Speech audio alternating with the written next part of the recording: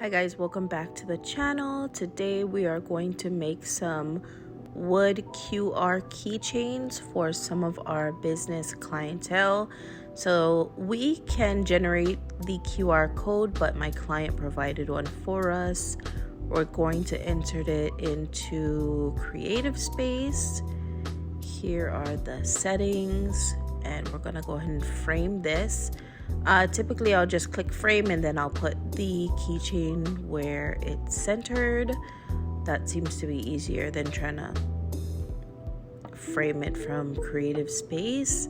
And then I had a bunch to do, so I ended up putting 2 or 3 keychains. This is side 1 of the keychain, and then we're going to go ahead and flip it over and we're going to put their logo on the other side. And here's just how that would work. People can scan it with their phones, and this is a food company, so it's gonna pop up their menu for them there, which they are purchasing these to hand out at a farmer's market, I believe, was what they told me, which is a great way to pass out and have clients purchase from you. Here's their logo, and here are the settings once again if you missed them. Okay, and this is just, I wanted to show you how I frame 3. So if you highlight one part of your design on Creative Space, then it will just pop up one on the frame.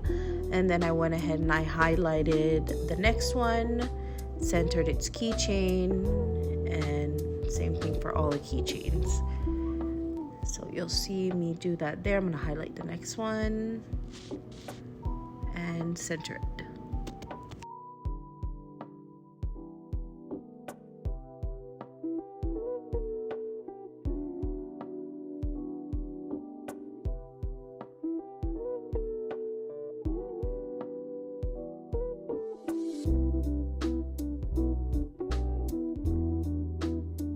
Okay, and here's our finished project. Thanks so much for watching.